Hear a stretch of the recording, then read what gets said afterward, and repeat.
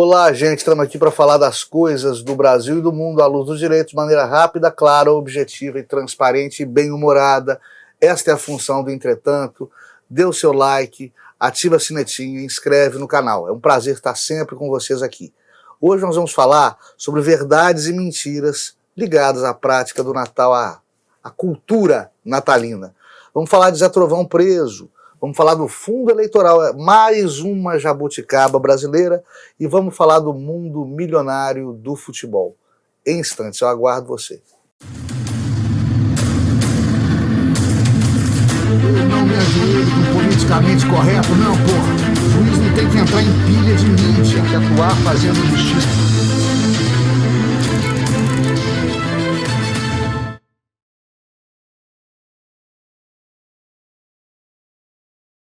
Todos nós sabemos que Zé Trovão é aquele caminhoneiro, né, o representante da classe dos caminhoneiros, que disse e falou e apupou e incentivou o povo às vésperas do 7 de setembro contra a classe política, contra o Parlamento da República e contra o STF e os seus componentes.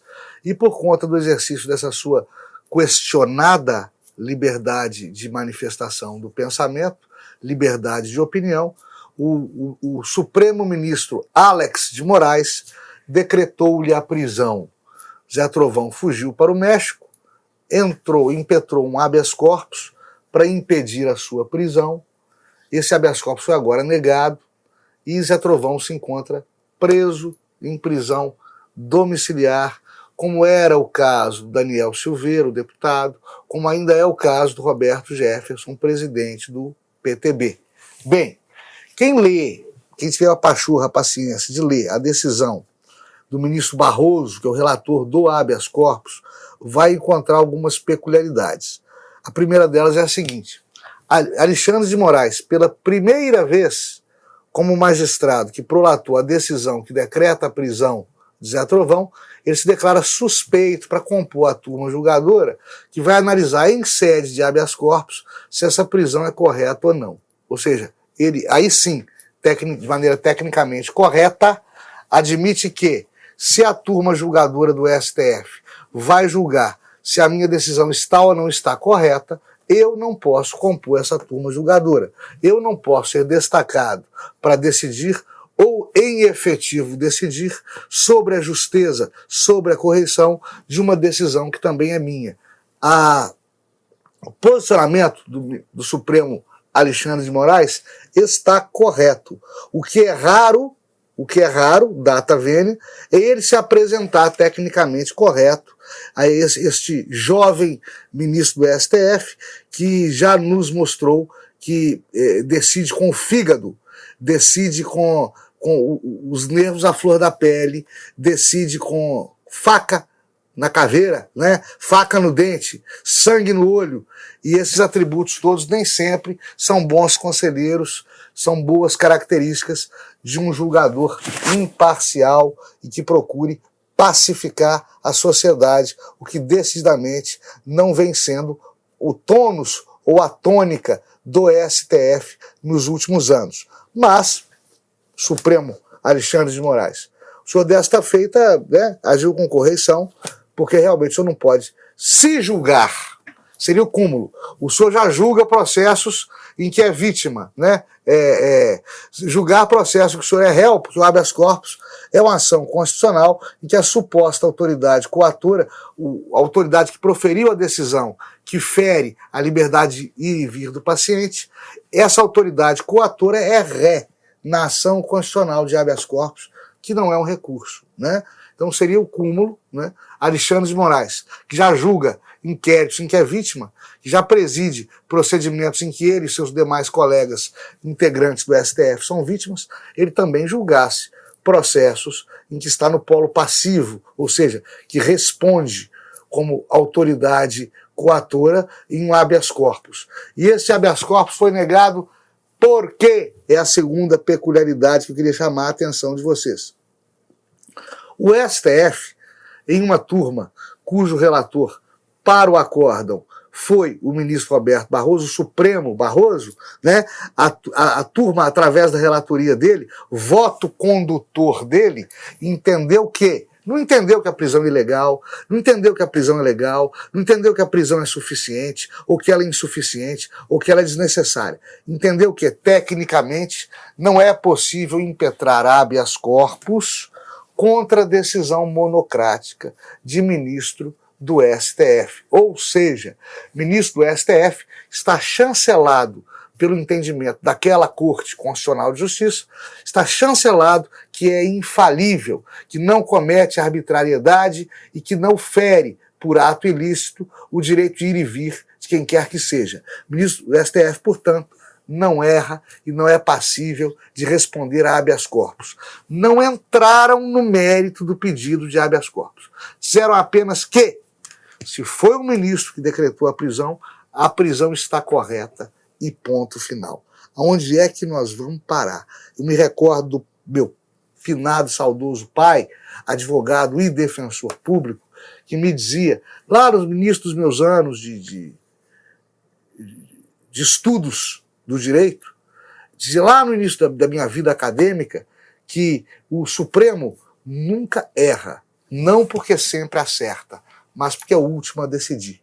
Ainda que não seja o último a decidir, como no caso de uma decisão monocrática, individual, do Supremo Alexandre de Moraes, possa ser passível de recurso, graças ao conteúdo divinatório, pretensamente divinatório, das decisões dele e de seus pares, esse recurso é incabível, o habeas corpus é incabível, Zé Trovão vai permanecer preso depois que voltou do México, uma vez que é crime falar mal do STF. Esse é o recado que se tinha que dar com base na decisão estapafúrdia deste habeas corpus.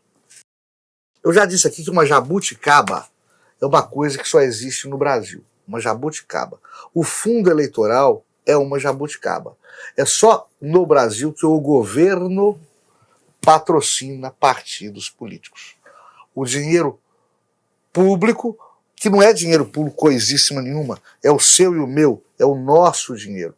O nosso dinheiro patrocina campanhas eleitorais fomentadas por partidos políticos que, à luz da legislação civil, são pessoas jurídicas de direito privado, ou seja, equiparam-se a empresas, equiparam-se a companhias limitadas, equiparam-se a SAs, enfim, é como se a gente desse dinheiro para um supermercado funcionar, ou desse dinheiro para uma farmácia privada que vende remédios como estabelecimento comercial que é, funcionar.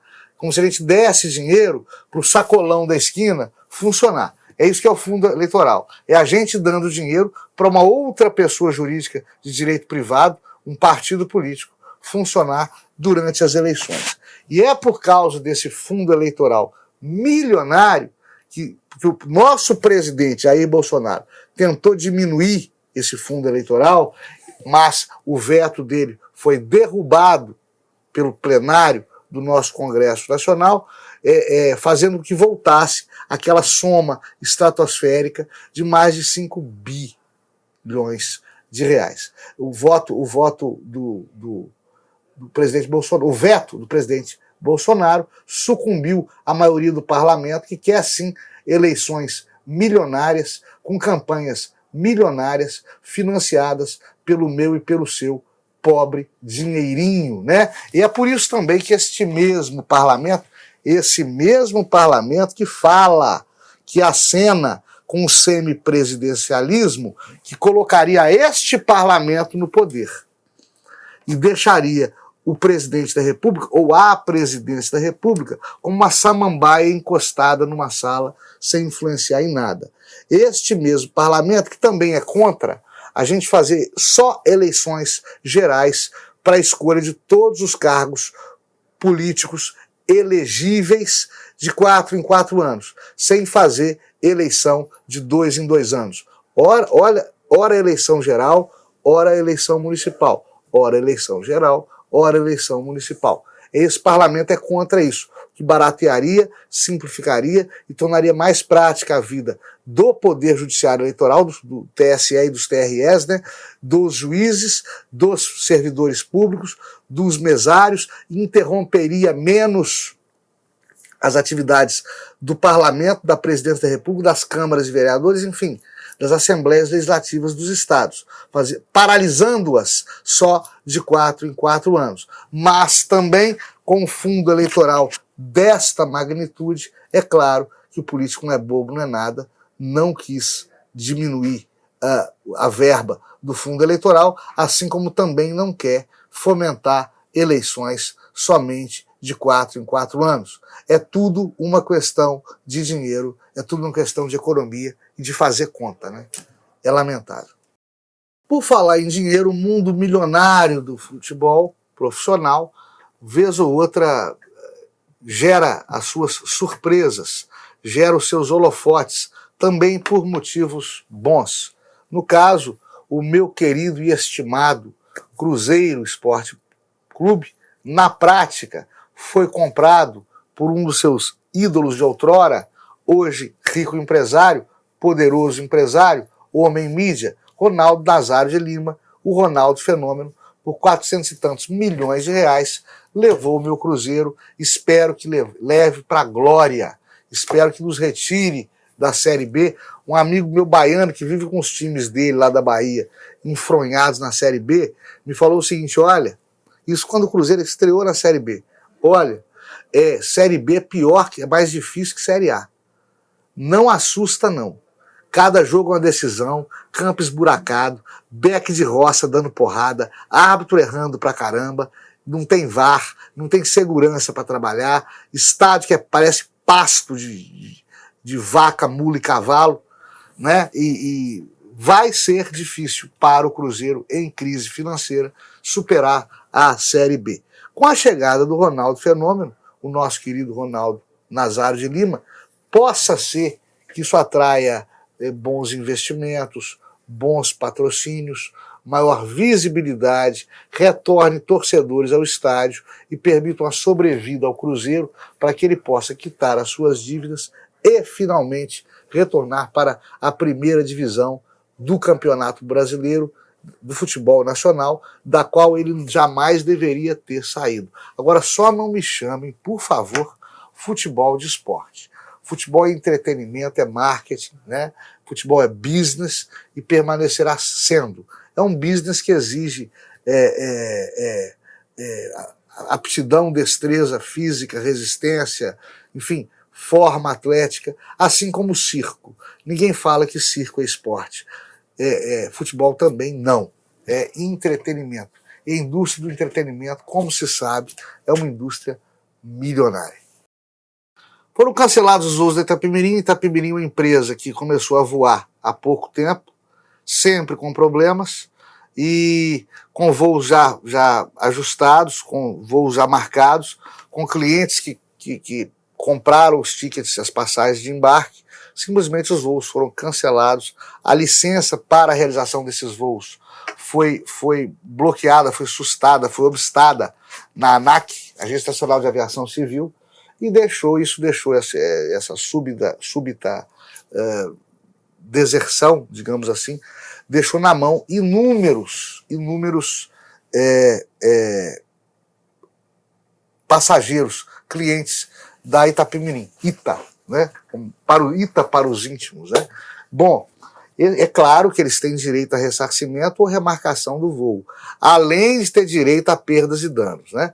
Mas vocês já conhecem como é que funcionam as coisas, os esperam a esses clientes processos longos, morosos, e quando houver provimento, porque é muito difícil não ganhar uma demanda dessa. Aliás, era bom que a Itapemirim, de boa vontade, espontaneamente, mediante o livre-arbítrio de seus gestores, já indenizasse de uma vez, já realizasse os direitos das pessoas sem precisar da tutela judicial.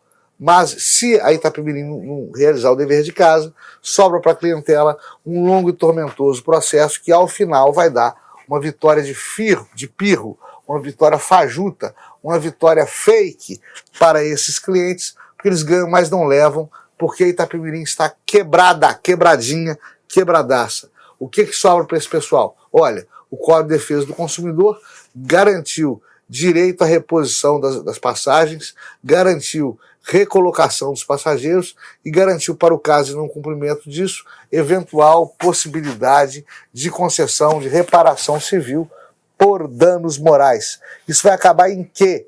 Não digo em pizza, mas na comida muito requentada, porque ela será servida tardiamente, uma vez que o judiciário nosso, brasileiro, moroso, não compactua com a tese do damage norte-americano, que diz o seguinte: além de ser a indenização por dano moral, além de ser além de ser atrelada a um conforto da vítima do dano, a uma compensação pelo dano sofrido, porque ninguém tem como avaliar financeiramente o valor de um dano moral para ser vertido em pecúnia, para ser indenizado em dinheiro, né? Você leva em conta aquele lenitivo, aquela diminuição da dor causada pela condenação do autor do dano moral. No Brasil se usa essa tese do lenitivo para a vítima do dano para estipular indenizações, valor de indenizações principalmente. Mas a justiça brasileira não leva em conta o outro aspecto do Instituto Damage norte-americano, que é o aspecto da punição pedagógica ao ofensor, ao praticante do dano. Então não basta dar um regalinho para a vítima.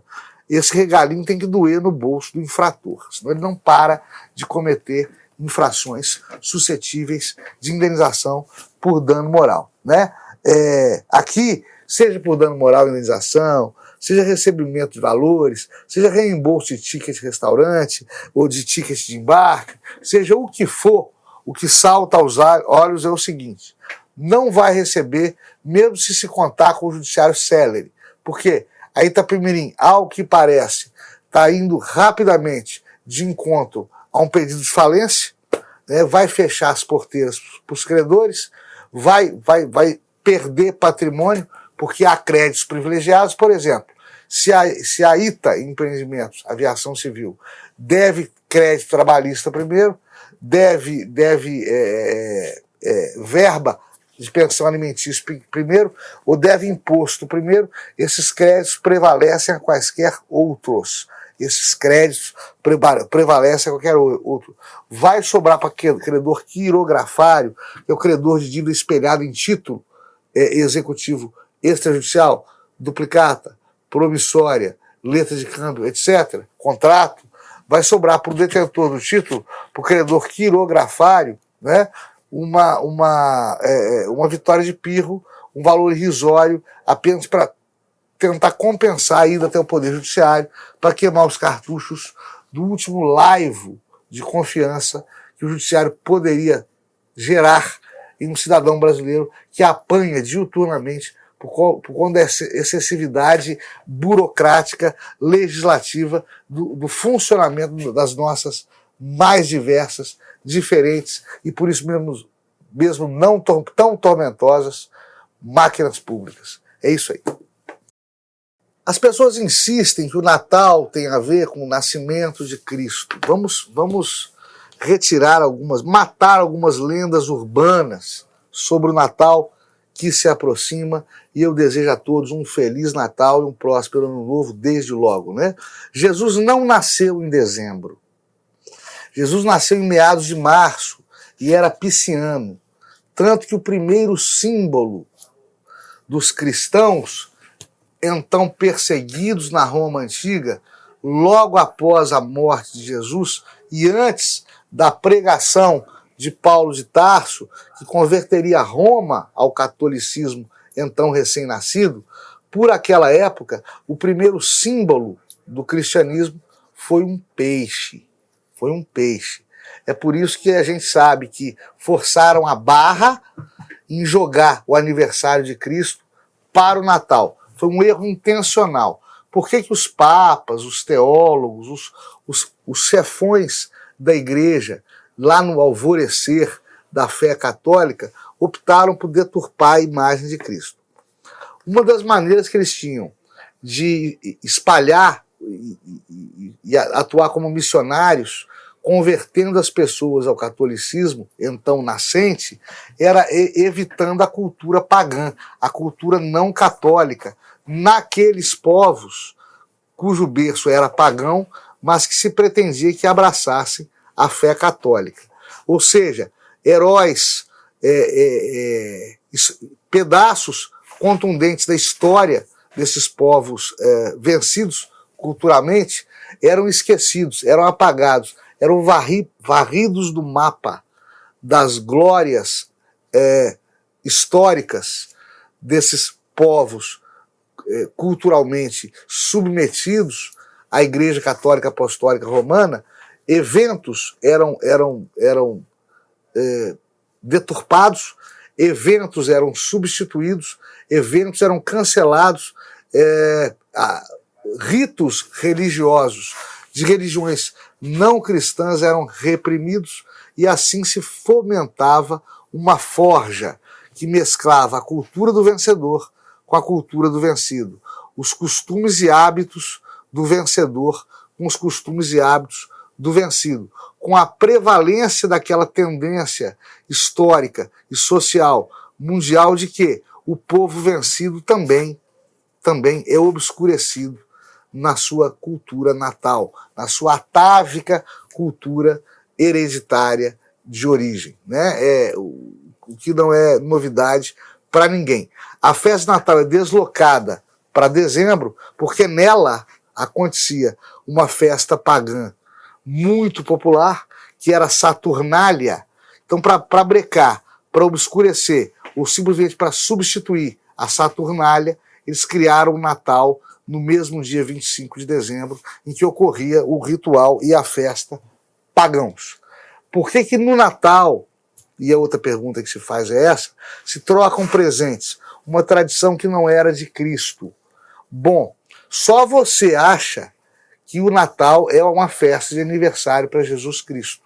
Na verdade, o Natal simboliza a fé cristã como arregimentadora, como aglutinadora, como ajuntadora dos membros de determinada família em torno de um ritual natalino de troca de presentes. É isso que é o festejo de Natal.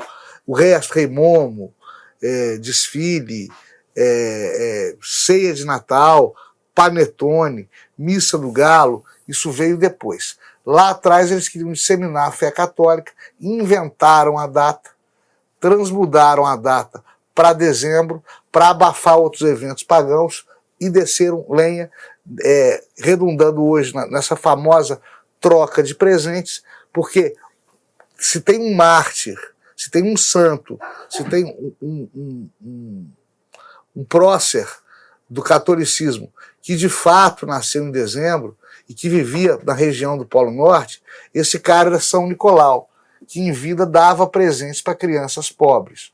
E, portanto, São Nicolau, ou Santa Claus, como queira, é também um homenageado do dia de Natal. Ele que presenteava crianças. E daí surgiu o hábito de trocar presentes da noite ou durante o dia de Natal, tá bom? Essas são as lendas urbanas que nós precisamos desmistificar quando festejamos o Natal ou quando procuramos entender o Natal, que aliás é uma festa riquíssima, belíssima, deliciosa, uma comida muito boa. Adoro o Natal. Detesto dezembro, mas adoro o Natal, tá bom?